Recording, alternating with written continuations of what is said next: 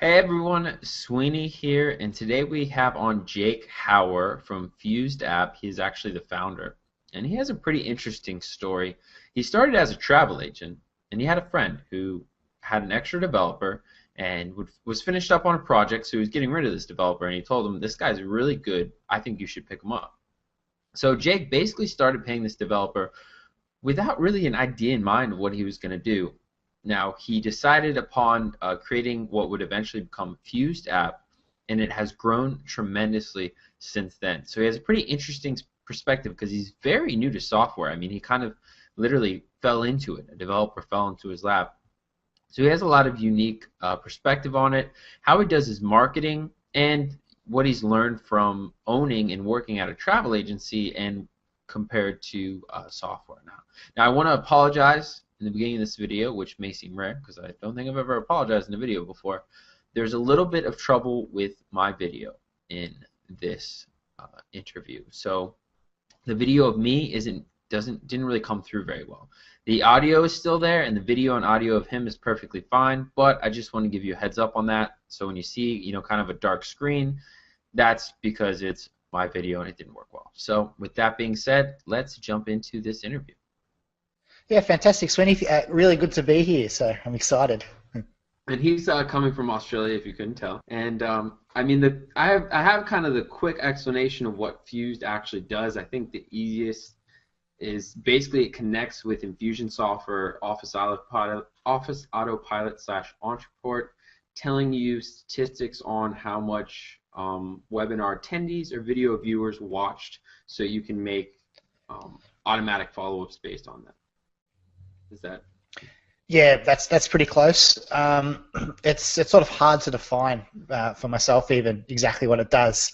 It really makes sense to our users, but to the general public who aren't already using Office Autopilot or Infusionsoft, and that in conjunction with like the Wistia or GoToWebinar, it's like speaking French. I think the easiest way to break it down then might be if someone, say everyone knows email follow-ups. If you're watching this, you probably sent one. So if someone watches less than a minute of your webinar or of your video, then you need to follow up with that person and get them to watch it. If someone watches over 80% of that webinar or that video, then you probably need to focus on the offer side of things, and that's probably where you're struggling. So using these different tools, it can do that automatically. Yeah, absolutely. We sort of, so I guess our philosophy is that we're looking to either make it easier for our own customer or for their customers, and we're essentially just trying to automate what are currently manual processes. Gotcha. So one of the things I kind of want to start off with, and I think this was pretty integral part of you growing FuzedApp to where it's been, is you mentioned on one of these podcasts that I listened to in my research, getting in front of influencers.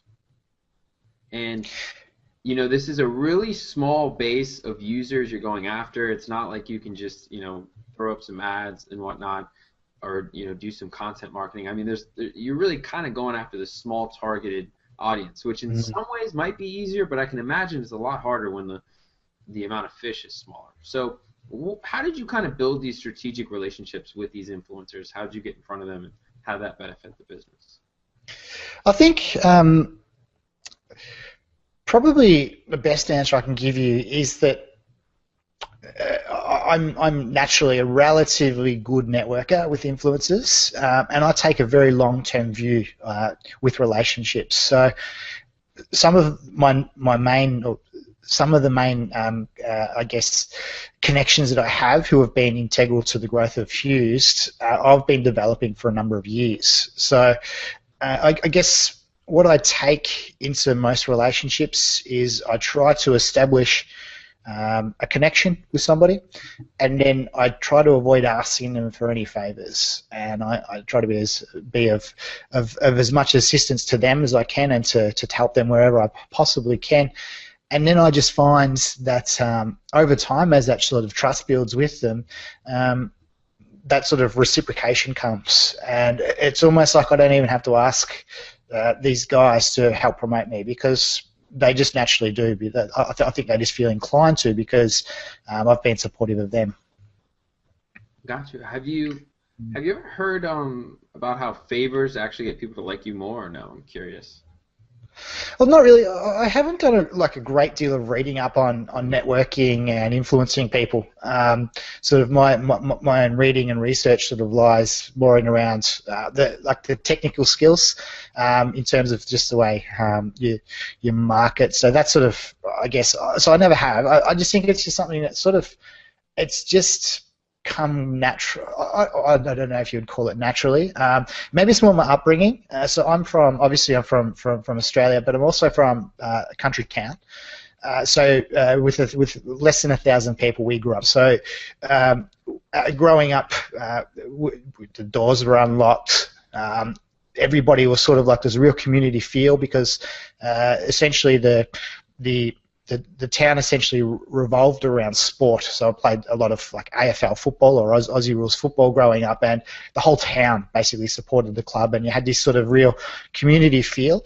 And with that comes a real layer of trust and respect for these people. So I think just coming from that environment and I guess bringing it into the online space, I guess it means that my guard is very low, but I also I'm very accepting of people online. I think that's probably where it really comes from. That's where I learn these skills, I guess.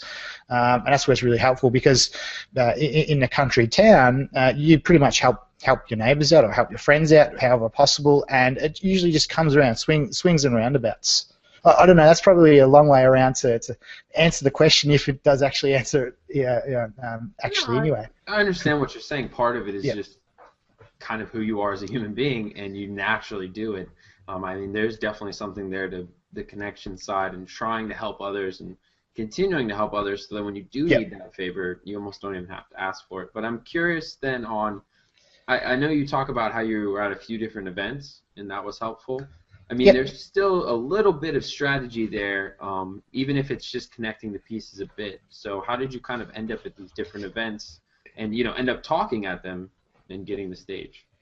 Yeah, okay, so it's two sides of the story there. The getting on stage is really just getting in front of the people who are holding the events, and that was a necessity in some instances, like at the Entrepalooza, which is Entreport's conference. So they're a key integration partner for Fused, so it was out of necessity that I really needed to build a strong relationship with those guys. And I think one of the things with Fused is that it's really valuable to probably the top 5% of the Entreport user base or of the Infusionsoft user base. And that top 5% of both of those communities are the influencers. So they're the super users. And so what it's created this effect of these guys naturally talking about Fused and how amazing it is, and as a result, Fused is seen as this sort of like really sexy product.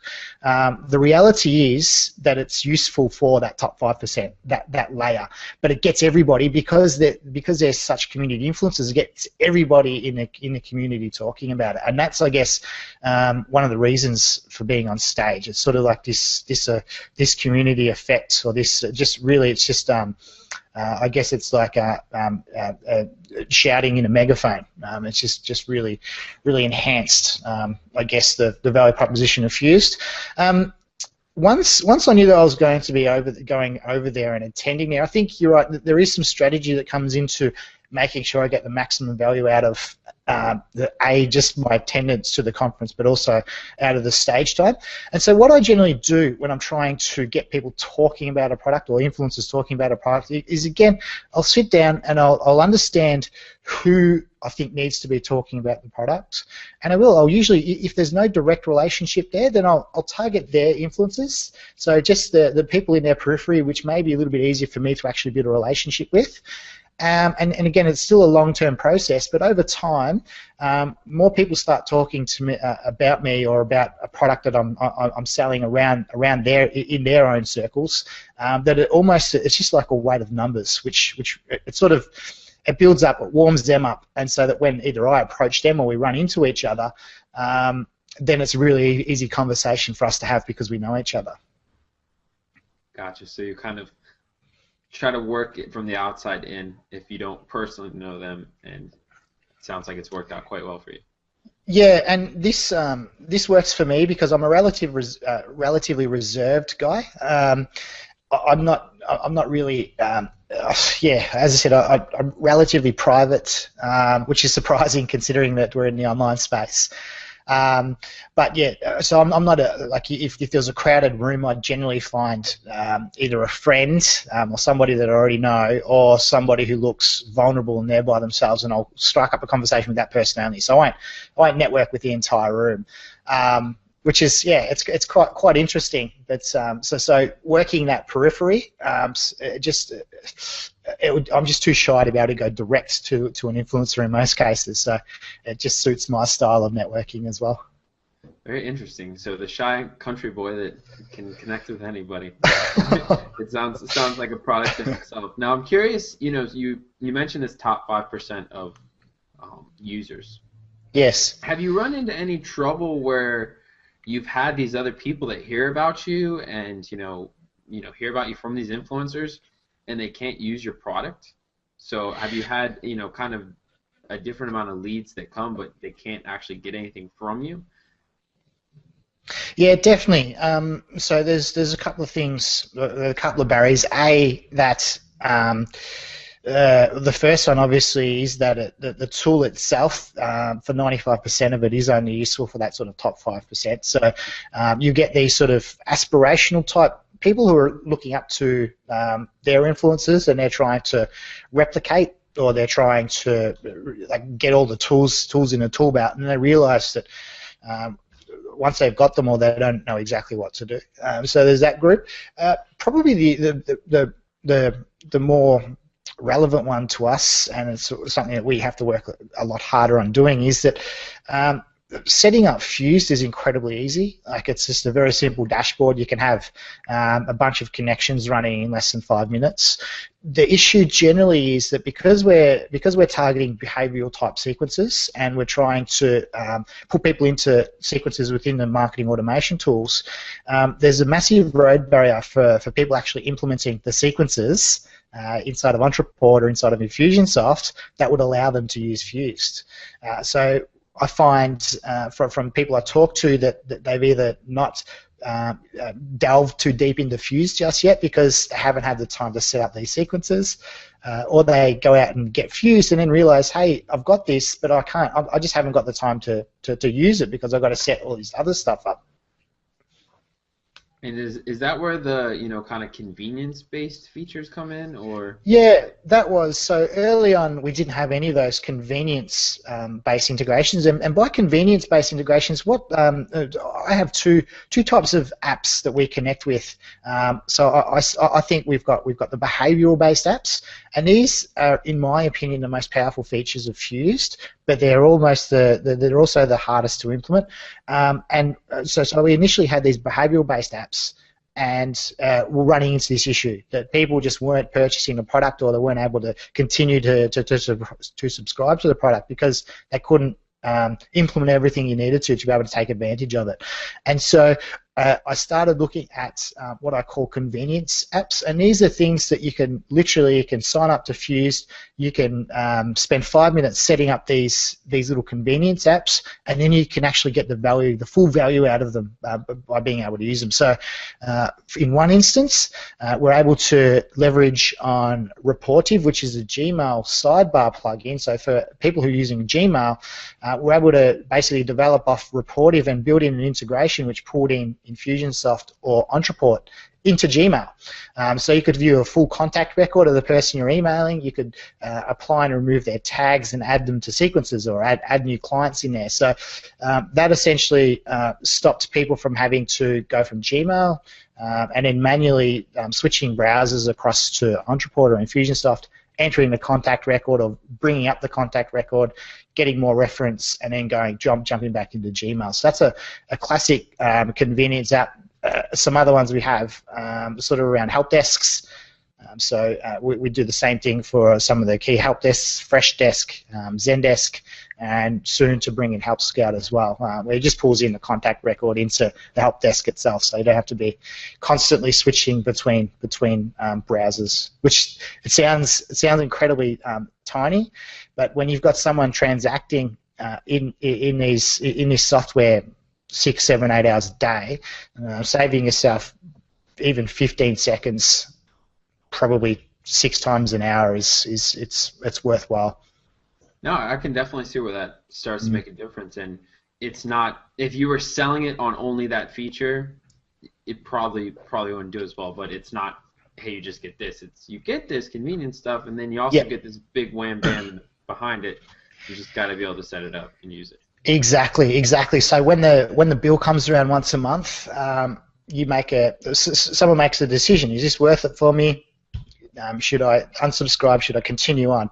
When you've got this little piece of the pie here, it's like, yep, okay, well, it's doing this for me already. I want it to do this for me. I just don't have the time for that.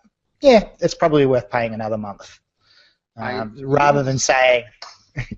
What might sound extremely confusing is that what you've almost done with the convenience-based features is you've made them behavioral in someone's workflow. Like, you've created a habit of using the convenience-based features, and that's part of what probably has done very well for the product.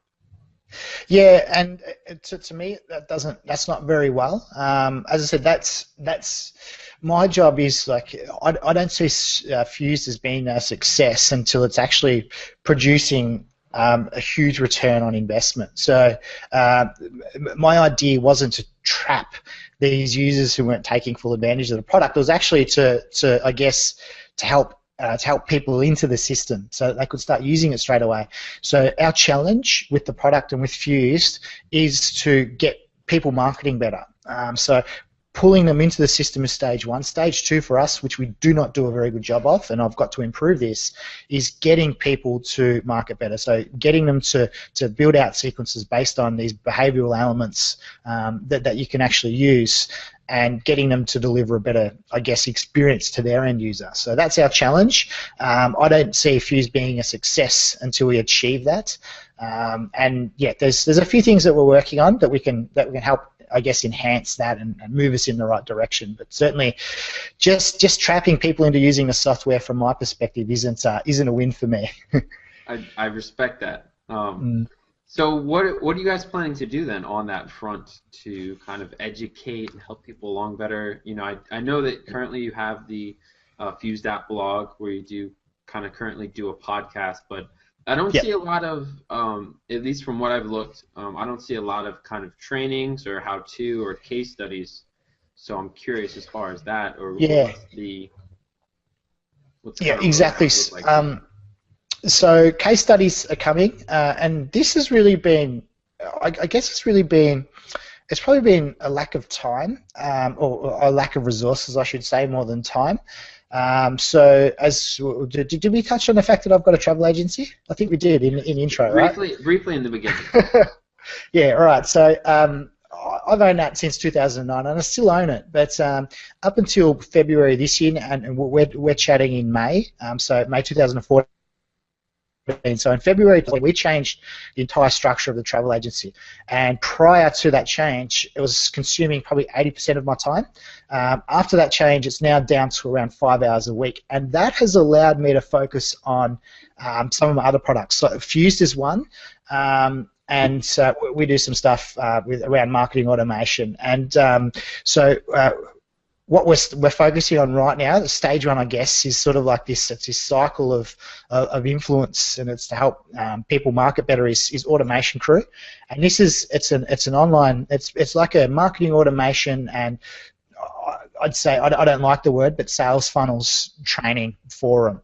So that's step 1. And we are producing quite a lot of material in there. We jump on a call each week with our members and help them out however possible, discuss tactics, etc., etc. So that's one way to actually learn to implement a little bit better.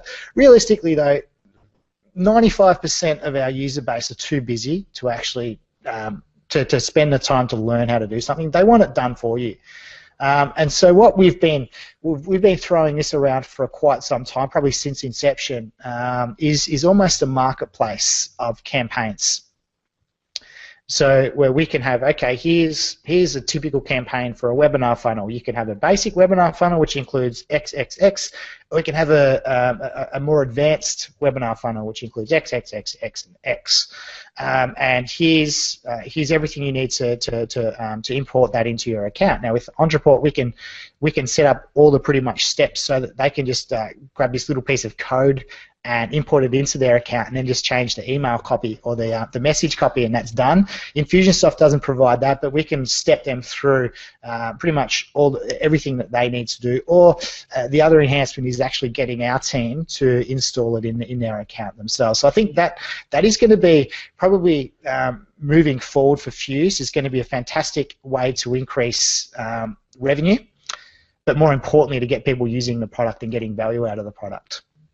Definitely, and it makes a lot of sense because if they can't do it, but they don't have the time, but they have the money, you can bridge that gap for them. And it's not even from a malicious standpoint of trying to increase revenue and things like that, but really to try to get them to use the full benefit of the application. Yeah, and there are some fantastic case studies using this model right now, and probably the leader of the pack is Lead Pages. There are a bunch of other tools and tools out there, and there's like you've got a bunch of WordPress templates. They're pretty easy to set up.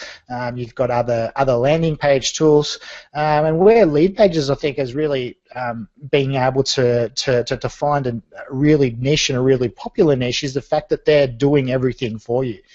So they're doing all the conversion rate optimization. Essentially, that's crowdsourced across their entire account. So you're getting the best of the best. So you're getting the most optimized pages.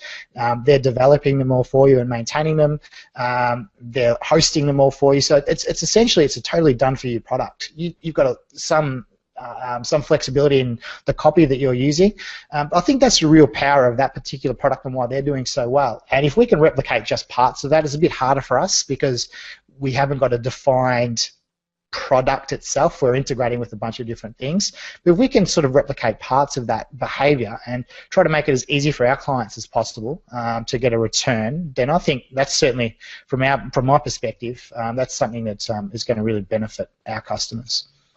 And you talk about the software being kind of a Trojan horse for service-based business. So is that the automation crew, or is there something else there that you maybe were referencing? Yeah. So automation crew, I haven't got a complete funnel. I have I like to use the rule of threes. So I think you can use the rule of threes for 3 products that are similar, three sort of price points are fused at this low price. Automation crew a little bit higher, and then you could have like a mastermind or a service business behind that offering like a done-for-you service at a much higher price. And then inside of each of those products, you can have 3 levels. So Fused has 3 price points as well. Automation Crew has a couple of price points, and the same with your packages. So I actually like the rule of threes, where you can pretty much just keep using that across your different products, and it keeps things simple. So we don't have that complete funnel right now, or a visible funnel. But yeah, Fuse is a fantastic positioning tool. I've learned for me. People think software is sexy, and it's relatively hard to do. You've got to have a certain skill set to be able to do that. So what it's allowed me is a certain level of authority because I've been able to develop this product. And it's a certain position in the marketplace as well, and from that we've been able to leverage off that to build up the Automation Crew community, but also I have a steady flow of people looking for either consulting work or sort of implementation work for the marketing automation platforms, and that's what I've been hesitant to get into that space. Even now I'm a little bit hesitant because I don't think it's where my strongest skill set is. Managing teams and people isn't necessarily me, but certainly educating the public is, and that's where I feel most comfortable doing. Things like this I really enjoy, regardless of how good I am at it. That's what I like doing, and so we're building up this, I guess, services division slowly and hesitantly, but I'm now realising we need to sort of implement that a little bit better in our funnel and turn it into a public-facing piece of the pie. Gotcha. I like the honesty. I'm curious with the FuzedApp blog. So you have, Yep. Podcasts, and that's kind of your content marketing strategy. Why did you decide to go with podcasts? It's easy, absolutely easy for me. So, and this is again comes down to me as we're building a team. We're getting better at this. But for me personally, I could sit here for 8 hours and not even bang out 300 words on paper or on the computer on the keyboard. But I can jump on a podcast and record very easy without a lot of preparation. And the same with the video. I can shoot video quite easy as well. So it suits my skill set, and a podcast will take me literally 10 minutes prep work, half an hour to an hour to actually record it, and then that's it. So we have the system in place that we developed early on that gets everything edited, and then whatever we do, transcribe or show notes, and then post it up onto the blog. So that's where I'm a very systems-focused person, and that's really driven the content on the Fuse blog, and that's one of the reasons we haven't done a lot of case studies to date. We're in the background now starting to systemize that, the case studies of our users, and we're adding that into our onboarding funnel, and you'll start seeing a bunch of case studies from users appear on the blog probably where we sort of by the end of May and moving forward they'll be relatively regular. And I'm curious, from your podcasting experience, is there any kind of little hacks or secret tricks that you've kind of developed, whether for research or for contacting guests, or maybe even the technical aspect or the system aspect? Hacks for me, again, I've got to play to my strengths. So there are certain things that we do, and that's really making sure there's a strong system. If there's no system, it's likely not to get done. So we've been a bit inconsistent with the delivery of the podcast over the last few months, and that's really my problem because I've been a bottleneck. So it's just when there's something that needs to be done that I don't entirely or 100% want to do, then usually I'll just procrastinate over it and not do it. So so that's another thing we've just recently systemized. So we have our project manager now scheduling guests for me, so that literally, and he'll produce the show notes. He'll produce like the rundown for the episode as well. So that now it really is just a matter of if there's something in my calendar, I'm showing up 10 minutes before, just doing a quick bit of research on our guests. Most of our guests I already know, and just making just that prep work's done, and then recording an interview and just being able to basically saying, right, here's the file. It gets banged into our project management system, Podio, and then a bunch of tasks are spat out to our audio engineer and our project manager and anyone else who needs to produce anything for that piece of piece of content. Popped out the other side onto the blog. For me, early on, so if I give you a bit of a rundown of how I started doing podcasting in terms of like that system or that structure. Initially, I started doing everything and realized that I wanted someone else to do it, so I had a virtual assistant basically do it all for me. And I realized then that we had bottlenecks in that. I taught him to do everything, so I taught him how to edit the audio, I taught him how to write the transcript, post it on the site. Now, for any reason he was away or he couldn't do anything, everything stopped. Pretty much come to a halt, just ground to a halt. And so what I quickly realized, and the quality was okay, but it wasn't amazing because he wasn't an expert in it. So after about 6 months of doing it that way, we went out, we found a team of experts. So we have pretty much on a per job basis an audio engineer, a video editor, a cartoonist or an illustrator. We have then our main project manager. We have a service for transcribing, getting content transcripted. So when a project is now added, which is me, I just upload the files and create a project. Then all these people are pretty much given tasks automatically for their section of the work, and as they perform their roles, they'll just attach it back to the main project, and our project manager can actually come along and just pretty much collate everything, pop it on site. I was using initially a project manager whose English wasn't their first language. and so they were producing a blog post, and I was needing to double check everything, and then just probably spend 15 minutes editing before hitting submit and publishing the podcast. And again, that's another bottleneck for me. So I worked out quickly that I got a North American essentially project manager who now I can give the project, and I know that the copy is going to be good. It's going to be the quality is going to be quite high, so I can just let him go. He'll just publish it without. I don't need to approve anything, which has been saved me another 15 minutes of time or so. So I think it's where am I saying? I think getting experts on the surface has cost more to do, but when you look behind the scenes or just below the surface a little bit, it actually ends up being about the same value, because once you remove the extra time that I was spending, then it actually brings the project, each piece of content, down to where it was when I was spending this time. Gotcha. And with that project management software, does it kind of automatically create this task and spill out, or? Yeah, exactly. So we basically just have, I don't know, would it be helpful? Can I share? Do you want me to quickly show you? Yeah, definitely. Let's check it out. So let's just jump in there and make sure I've got. Okay.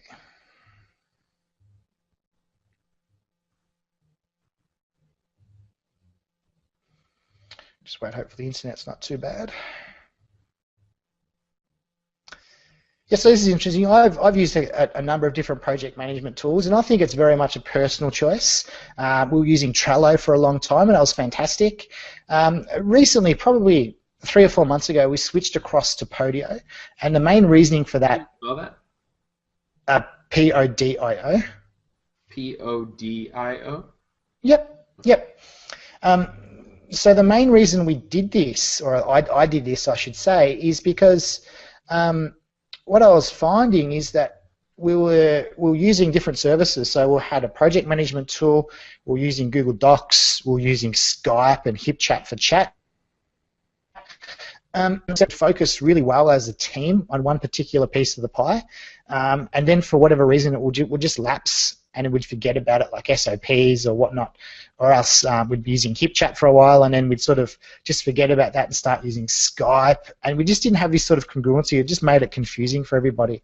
So Podio gives us Team Chat. It gives us it integrates with Google Drive, Google Dropbox, and it's a project management tool, but it also it's very flexible. So I found in the past you sort of need to mold your own workflow around the capabilities of the tool, whereas Podio is a little bit different. You can sort of build the tool around your own workflows. So for us, it's been really good. But I'll just share my screen here now. Okay. Yep. Okay. So we're in our content production workspace now, and pretty much all of these components have been built by us, customized by us. So you just add little apps here and you can build up the workflow around it. So we have one for blog posts, for podcast episodes, for video production, writing emails, creating landing pages, webinars, etc., etc.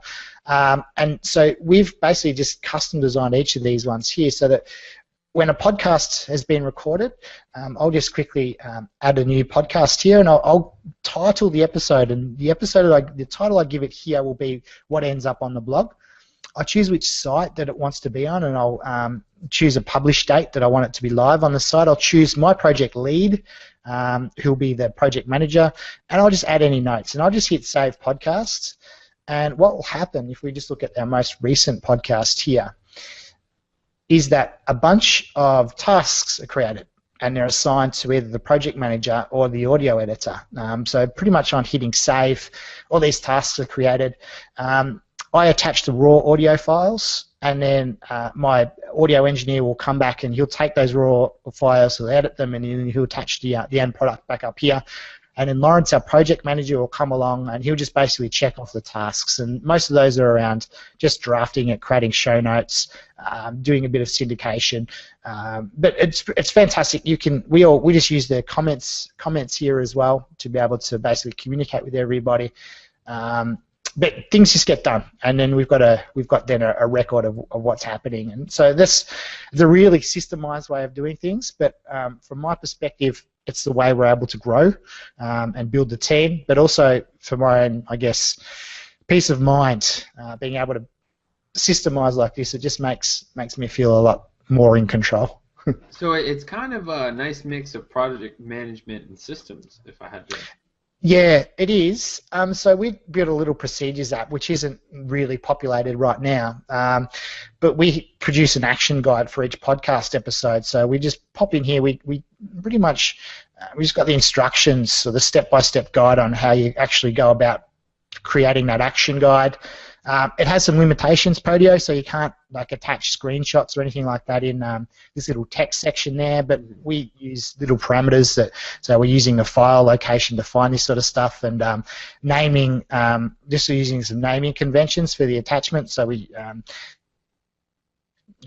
guide here will just be attached here, so you can actually just pop up your little document there. You know which file you're looking for and what's being referenced. So, yeah, this exactly right. It's a combination of like project management, SOPs. We store our client data in here as well in terms of like our lead flow.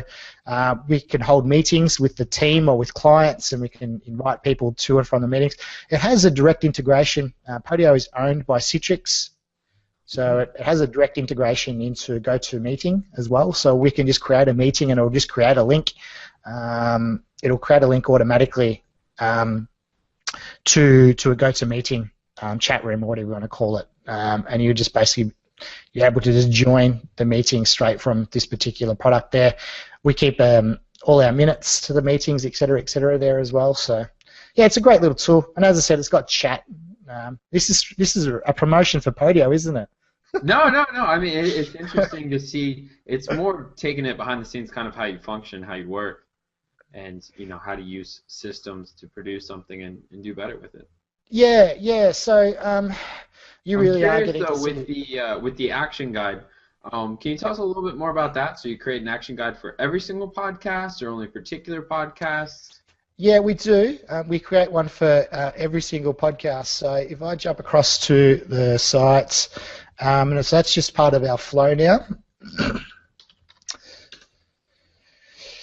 So we just use lead links, and we just use basically just a permanent little placeholder below each article or below each podcast, which will just pop up a little lead link. And you can just download the guide. So it'll fire off an email, a generic email, and it'll just bring them to a page once they've been captured to where we host all the PDF downloads. Of course, so that's not going to take us there. I think it's something like that. Yeah, it'll be there. So we just host them all into one spot. So the workflow for us, it doesn't require us to create a new opt-in box or anything every time. It's just literally create the action guide and add it to this particular page, and then it'll just point people back to here. The idea of that obviously was that we were going to increase our opt-ins. The reality is, and the stats that we get, is that they're not actually so valuable because people don't download them. Huh. So we might be getting like a 0.5 to 1% opt-in rate on the action guide. So that's something we'll be testing and changing up, I dare say, in the very near future, because they just don't seem to be, as opt-in bait or as lead bait, they don't seem to be very effective. And then it's obviously not worth the time if they're not converting well. Absolutely. So this is something I've seen on a number of different podcasts. The Foundation guys do this, and this is really where my basis for actually implementing this. FuzedApp, for example, I know we're both fans, or we had listened to FuzedApp at some point, and I know one of the things that they originally used as a call to action, kind of as a lead magnet, was always, kind of action guides and download the transcripts. Yeah. And so I got some stats on that. I actually have a bit of a feel now for the marketplace and what's working. And this sort of generic action guide really it doesn't convert so well because it's not highly valuable. So yeah, I think so. For me, it's just a matter of testing a few different things. I did have now that we're on sort of like the case study little workflow here, I did have one little banner that was working really well for me, and I put this up for probably for about a couple of days, just as a bit of an experiment. And I had to take it down because I didn't actually have the product, or I didn't actually have the deliverable. So I had this little banner on our site which was doing really well, but I just had to take it down because I couldn't use it anymore because I didn't have the product to deliver people. So I'll just see if I can find that banner. It was in a plugin that I've since deleted. Okay. What was the plugin? It was like I think it's called Word. It was an Infusionsoft plugin that basically showed a different banner depending on the tags you had. Okay, so this little banner here, this little free guide. So the simple automation funnel strategy we use to increase our business more than 200% in less than 30 days. That thing, I know exactly what the deliverable is. It's just putting together the guide for it. But this was going gangbusters. This I think was converting as high as 10%. And where was it actually? Can you show us on the blog where it actually? I can. So I sort of subscribe to less is more. So our blogs generally are not very busy, but it was in place. It was just in this place here. Gotcha. Yep. So that's probably that is something that I know we need to implement again. And realistically, we're probably I'm going to go ahead and probably delete the banner from below the blog because that doesn't sort of capture too much interest. What I will try right now, we're using lead links from banners, but I have a suspicion that people like to click on links. So with a banner, right, you can see it's visual. So you can see what's going on with the banner, and you sort of have it, like, even though you don't see the content, you have more of an idea, or you have more of a mental picture of what you're going to receive, even though potentially you're not. But with a link, if it's linked well, you don't necessarily know what you're going to get. So people click links because they want to see what's on the other side.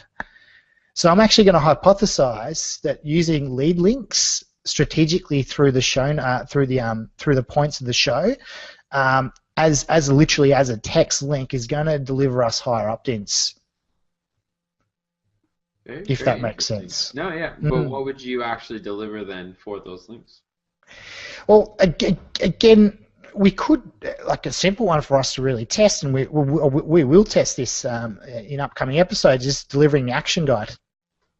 Except linking it within the show notes instead. Yes. So instead of linking it from a banner, we might link it from, like, I don't know, we'll just choose some of the text in here. Freight train automation might be something that you link. Or, yeah, we just choose parts, like just I guess, something that just looks like there might be something on the other side. That might be the way to actually test to see if we can increase the opt-in rate on our action guides. And have you since we're on this topic, has there been any other kind of split tests or case studies that you've noticed with the FuzedApp in general? Not really. So I think the biggest barrier for me is really it's traffic numbers. So we get relatively low traffic numbers. So we're talking maybe 100 visits a day. And so to me, a lot of the split testing you need to do, from my perspective, it just takes too long to split testing. So generally the way that we work, or the way that I work in terms of testing things, is I take industry best practice, or what seems to be working for other people, and I try to implement those big changes across the site. So that's the first one, was the action guide, which we've been using for a couple of months. So I'll usually take those sort of, like, those big changes and just implement them and just say, okay, this is best practice. This should hopefully just see how it affects it. And if there's an uptake or a decrease, we'll make a decision based off that relatively quickly, rather than being scientific about our split testing.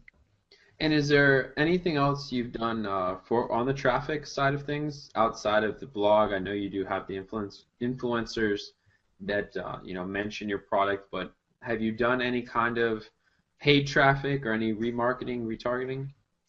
Yeah, we were pretty much retargeting everybody, pretty much all site visits, and it didn't have a measurable effect in terms of like additional sign-ups, etc., but it seemed to have a positive effect in terms of brand awareness. I did an interview with Andy Drish on the Foundation podcast a few months ago, and we first connected at Entrepalooza at the Entreport event. And one of the things that he noted when we met, we started talking about how big Fuzed was the fact that he had this perception that Fuzed was much larger than what it actually is. And it was a combination of influencers talking about it, and I think at that stage he would have been getting hit with a bunch of different ads through Facebook across the web that were retargeting and targeting also users of Entreport and Infusionsoft, which would have given the perception that the product was a lot bigger than what it actually was. I turned that off because I wasn't happy. I wasn't happy to just be. It's sort of, to me, it's shotgun marketing. I like to get a little bit more targeted than that. So now we're gonna all the tracking pixels are there, and again, it's just a matter of me finding the time, sitting down, and building the right funnel for it. But I want to actually be sort of being a little bit more strategic about it, and rather than focusing across on site visitors. Look at the different actions that they're performing on site, like starting the trial process or starting the sign-up process, and then putting them into a combination funnel of our email follow-ups and, of course, the retargeting ads, etc., etc. What kind of offers did you use for them? I mean, did you ever try like a $1 trial for 30 days or those kind of offers, or was it just? Not really. So we have a 7-day a credit card, a free 7-day trial, credit card trial, which auto charges. One of the main reasons, so it's almost like a paid barrier to entry, and that obviously has definitely affected how many people sign up for the product. But the issue that we had in the early days, and we probably still do to some extent, is that we're a small company, so we're sort of 4 people, 5 people in the company. We don't have a dedicated support person, and adding that free layer really increases the amount of support that we have to offer. So by putting that paid barrier there, it's helped us to be able to focus on our paid users and not have to worry about supporting freebies, which may turn into paid users, but we just don't have the infrastructure at this point to be able to support a layer of free users. Well, it might be interesting then, and I don't know. I understand where you're coming from, and I listened to that on the other podcast, and it makes sense. Basically, you guys don't have the bandwidth to handle, like, if you guys got 1,000 signups tomorrow, you guys would be like, oh shit. But maybe then try some sort of retargeting efforts where. I kind of mentioned the $1 trial for 30 days or something to that extent, and just have it on a limited pipeline.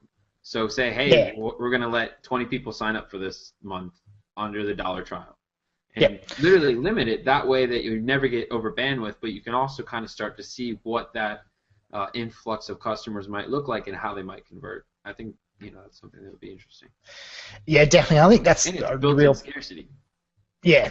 Yeah, exactly, and that's the real power of the remarketing, I think, is that you can entice people back with varying degrees of an offer.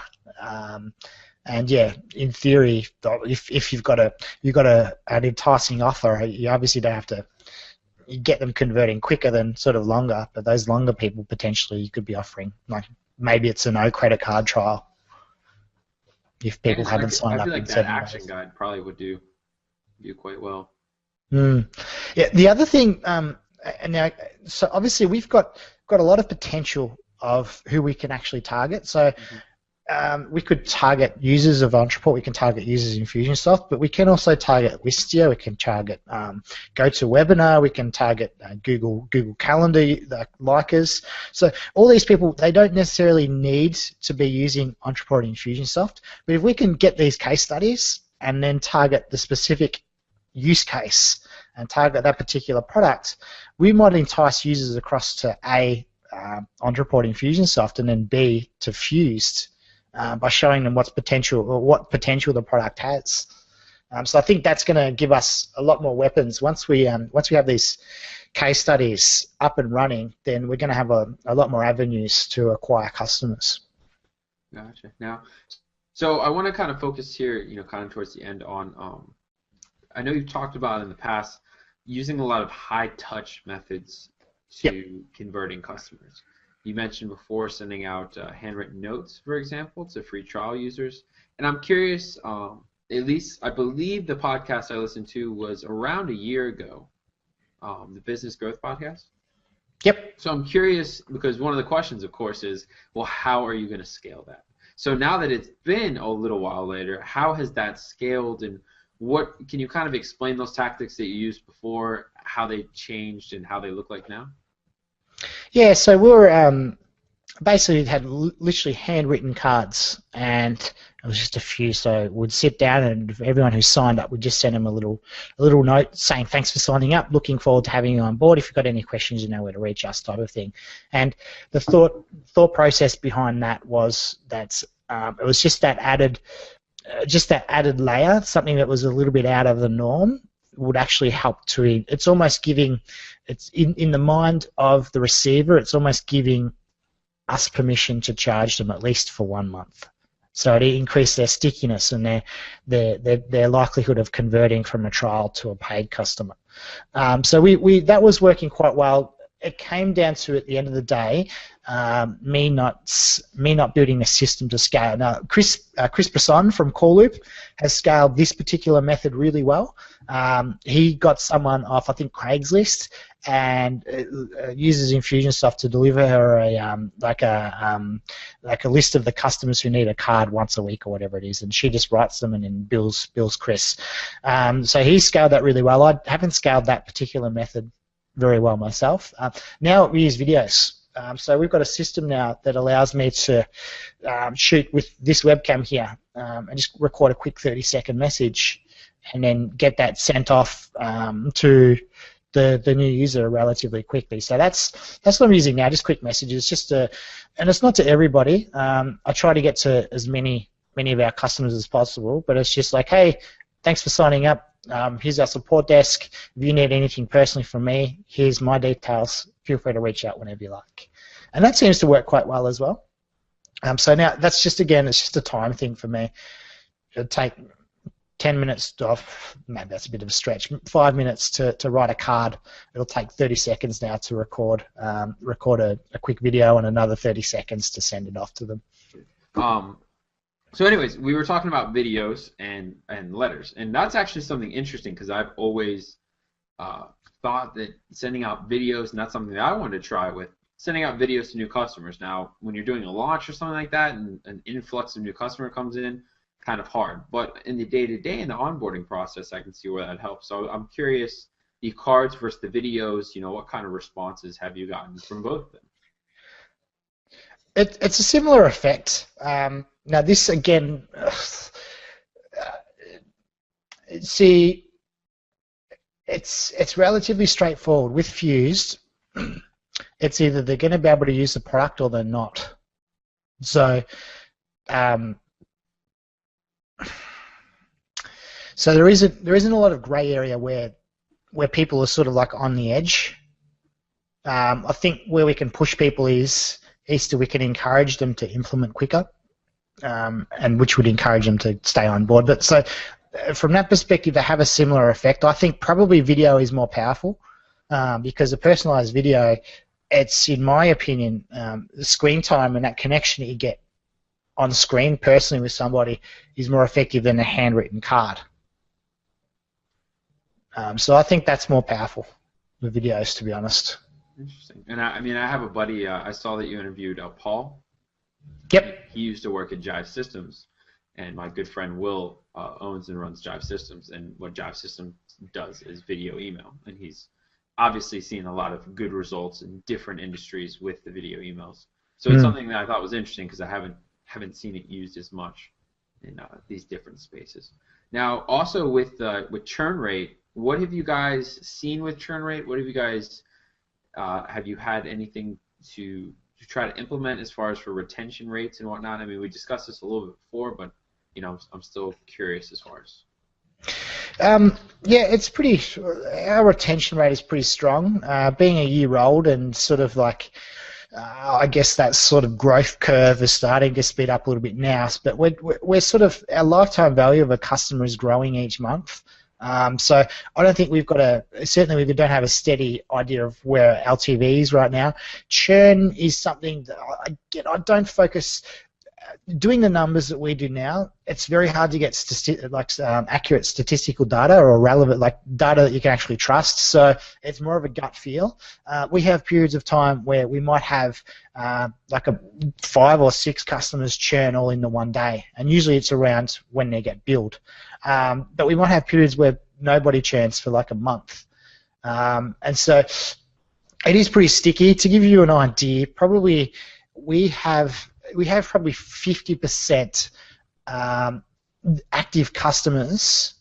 50% of total users who have signed up for a trial are still active customers, if that gives you some sort of indication there. And then, so how many of those that become active customers stick? So after, say, 2 months, what kind of dropout rate do you start seeing?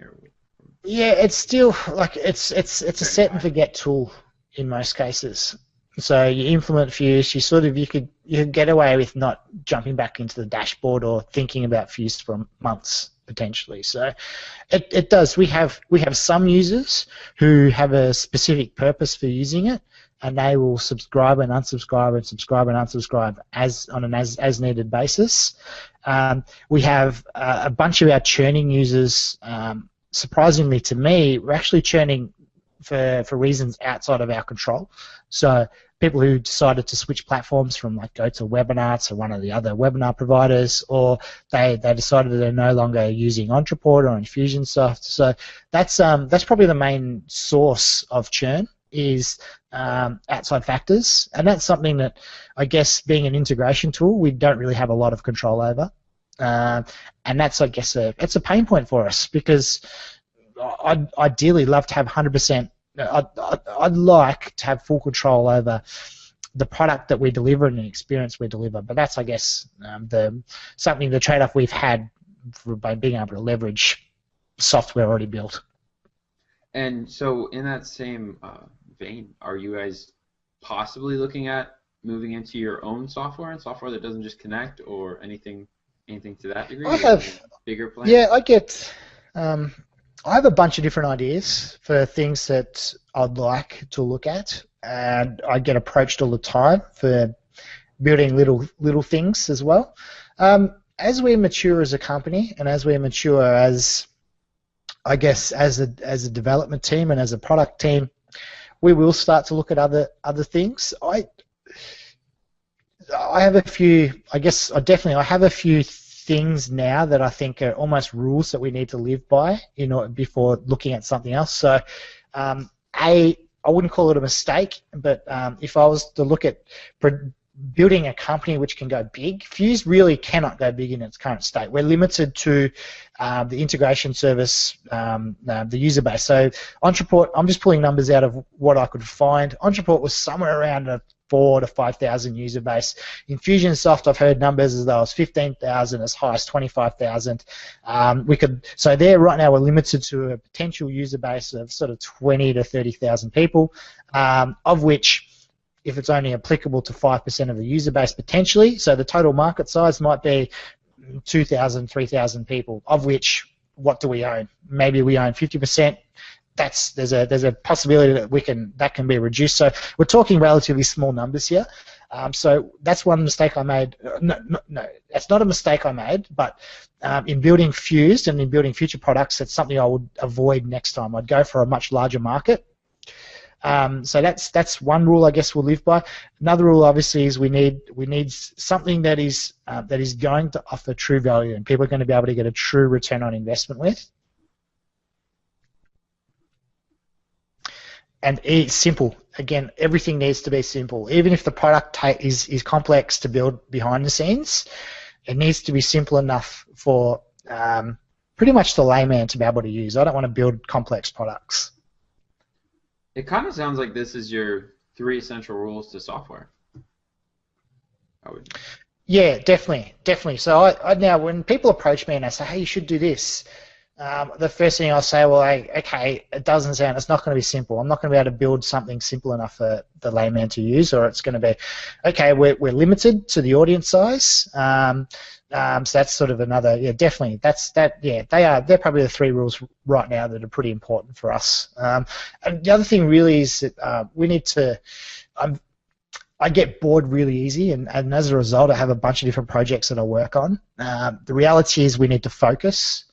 There is so much potential we can draw out of Fused before moving on to something else, which it wouldn't take a long time, but it requires an intensive amount of focus for a short period of time, like to build out the right funnels and to build out the right systems to enable us to scale all the different aspects of the marketing and to ensure that the platform itself is solid enough and scalable enough. That's also probably been the biggest limitation we've had with Fuse so far has probably been scaling our user base, like in terms of like the product itself, so or the workings, the infrastructure. So in the time that it's been running, we've run into some scalability issues. We've rebuilt the code base pretty much twice from scratch now, while being able to maintain the product and keep it working. And we're still not yet there just yet. Like we're still on dedicated servers, but we need scalable hosting solutions and a bunch of different things to really to get to the point where I'm comfortable in actually scaling up the traffic and the users to it. Gotcha. Is there any other things I'm curious? Obviously, going from a travel agency, I'm not going to pretend to know much about travel agencies, but going from a travel agency to a software company, I'm curious if there's anything else you've learned in that transition.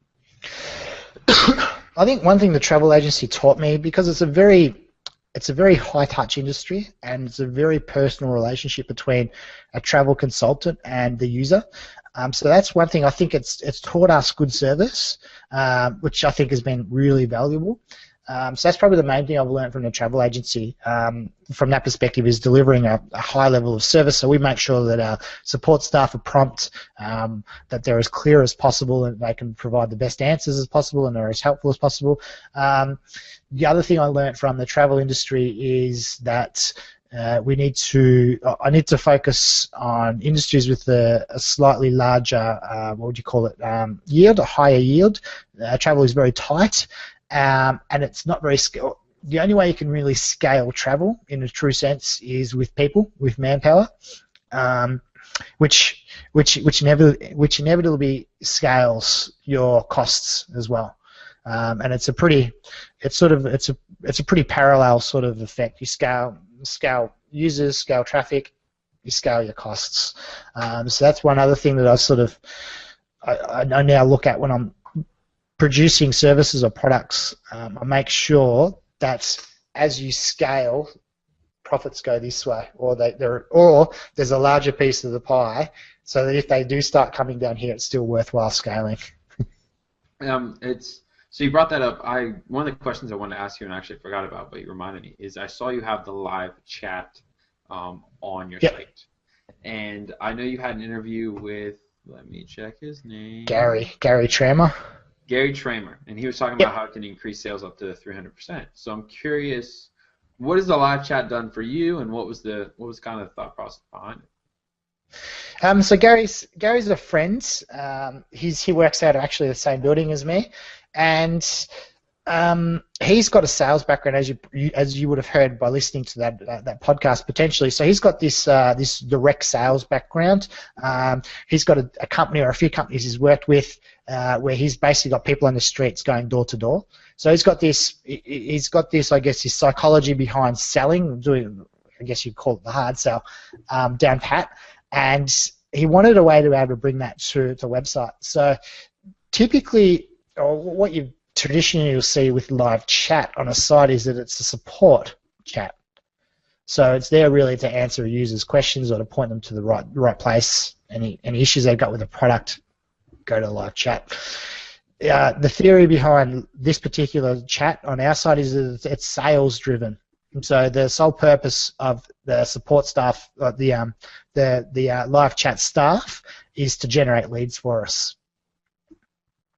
So literally, if any support-related questions are sent to our support, our help desk, anything sales-related, they'll try to convince them to sign up. If not, if they need questions answered, then they'll direct them to me or to our sales team. And so they're collecting emails, they're collecting phone numbers.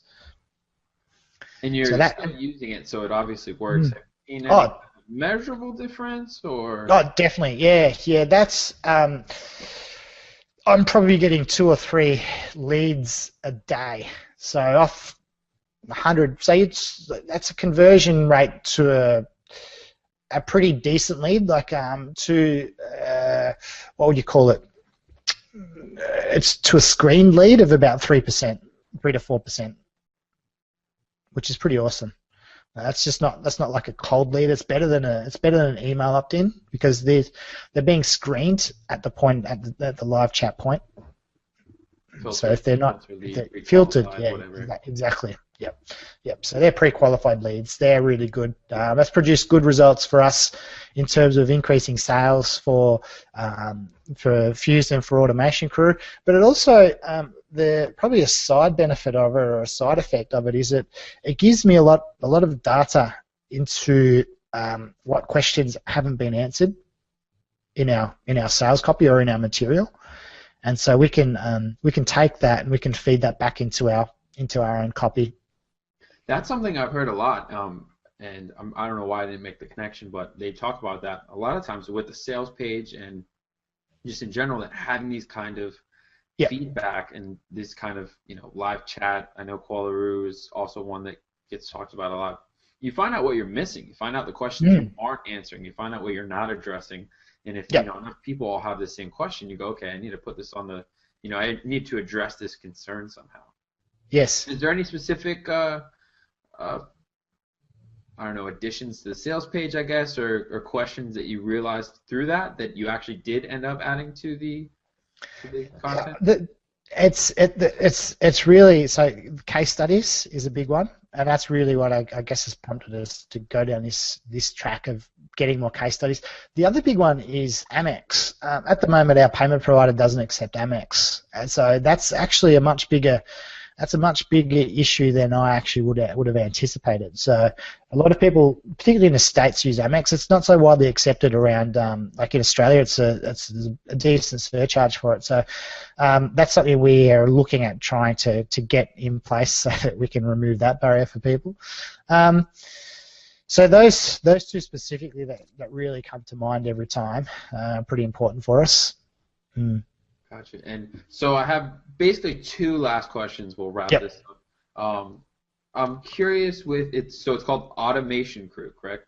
Yes. And so that is more of so it's, describe what it is. Is it kind of like a monthly Q&A, where you help people with their problems, or?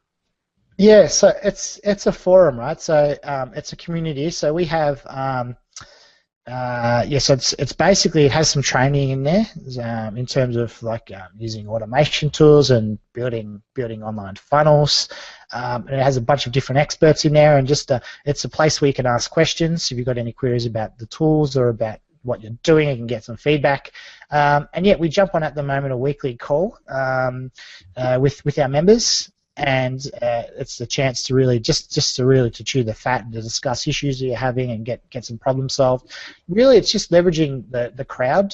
It's like I guess the value of the collective mind. So that was something that we saw. I guess the main reason for implementing that is because there is just nothing like it in the marketplace. There are a bunch of like public-facing forums, like for instance, Entreport have their own user group, and one of the big things, I think, something stopping me from sharing a lot of information in that particular community, in that free community, is that there are certain things I want to keep relatively private. And by having a free community that can be accessible to anybody, I'm less likely to share. What I've found with other communities that I'm in is that when there's that barrier, that sort of price barrier, and it just feels a little bit more intimate, I actually open up quite a lot more. And so I wanted to ensure there was a place that people could actually do that. And so I share a lot more behind the scenes of my own business, but I know the other members also share a lot more than what they would typically share in a public forum as well, and it's beneficial for everybody. You get to see the inner workings of how their style of business works, which is really cool. And do you hope that will kind of lead into Fused, or is it, are they? What's their relationship, I guess? So it's a relatively loose relationship. That I think that probably does give us a bigger audience. So it's a good education source. So that I see is probably a better lead source. Yes, it is a lead source for Fused. It works both ways. So Fused customers can become it's a good upsell for Fused customers. But I see being able to educate people into using the tool. So maybe starting at something like an active campaign and then migrating into Entreport, so we can actually help speed up that process. And in the throughout the cycle, we can introduce Fused and the power of it as well. So yeah, it is. It's sort of like it's not a blatant sort of lead generation strategy for Fused, but it is certainly, they do have the cross promotional sort of what would you call it? They're tied in together like that. In that they're a good cross promotion. All right. So lastly, case studies. Obviously, you have a few coming. I'm curious. With using Fused and with your customers, Is there do you have any specific kind of examples that people have used that maybe kind of best practices, or just, a certain example? So to give kind of an example of what I mean, they noticed that if they sent an email for the webinar replay within 24 hours to everyone that didn't watch more than 3 minutes of the webinar, didn't watch the webinar, they increased, X amount. Or if, just basically how someone actually used Fused or used that kind of customer data. Yeah. So give us something to think about. We'll talk about webinars because I think this is relatively important. So it really depends on the traffic source. Generally, though, what you'll find is that if you've got warm traffic coming into a webinar, you can convert a lot easier live on the webinar. You'll have a much higher conversion rate.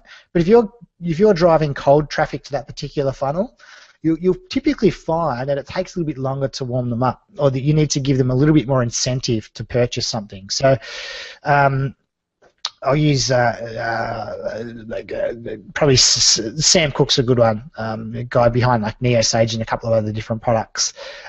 He was driving cold traffic to his webinars and get a low conversion rate on the webinar itself. But by being able to customize the message based on whether or not someone attended or didn't attend or saw the offer, he could put them into a warm-up sequence after the webinar, warm them up a little bit more, provide a little bit more value, provide a bit more incentive to purchase the particular product, and then over a period, I think it's about 7 days he does it, he sees conversions coming through that particular back-end funnel.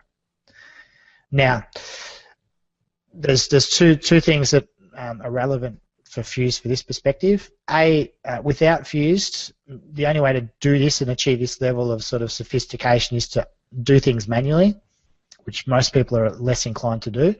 But the benefit of it is you could put everybody into the sales sequence. But if you've got cold traffic and you've potentially got people who signed up for the webinar but didn't show up and never saw the offer, you're going to put them into a sales sequence that they've got absolutely no context about.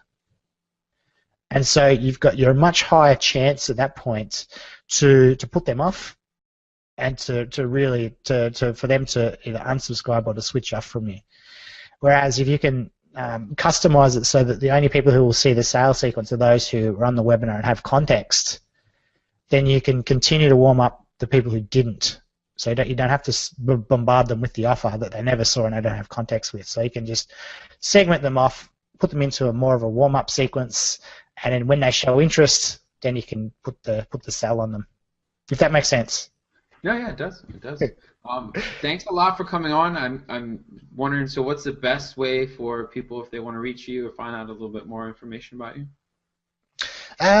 Really, it's just pretty much head to FuzedApp.com or automationcrew.com. Actually, I'll tell you what would be interesting. We're working at the moment on a hybrid live chat offering, and this is going to be on Automation Crew. Where Gary and the team at they'll be called Lead Chat very soon are working on it's a UI what do you call it an AI live chat tool where pretty much what we're doing is we're combining all the intelligence we already have in terms of the questions people are asking, and we're able to combine that with the answers that I actually received, all the scripted answers, so that and then they're using this particular tool where you can actually have this conversation with essentially an AI algorithm that's going to deliver an experience very close to like you're dealing with a live chat agent. And there are a few triggers in that you can actually make that will actually it'll trigger the live person to come in and actually provide the support. So if you ask certain things that the AI can't answer, then it will trigger a live chat agent in the background to come in and take over. So that's going to be interesting to test that out. It's looking very promising at this stage, but I think the results I've seen early on his test sites indicate that the results are actually better because we can script out the answers and give more relevant answers to the people chatting with this robot. I was going to say, and computers slowly take over. Yeah. So yeah, it's going to be. Obviously, they're not a replacement, but if they can take the load off a little bit, and as you say, using that hybrid model is the interesting part about it. I think the part that makes it really good for us because we know that if someone asks the trigger question, that they are going to get the support that they need anyway. Definitely. So yeah, that'll be on live chat. That'll be on automationcrew.com within a week or so. So when you're watching this, it'll definitely be there. So check that out. Sounds good. And thanks a lot for coming on. I appreciate it. I know it's early over there. No problems at all, Sweeney. Thank you very much, and thank you to the viewer watching this as well.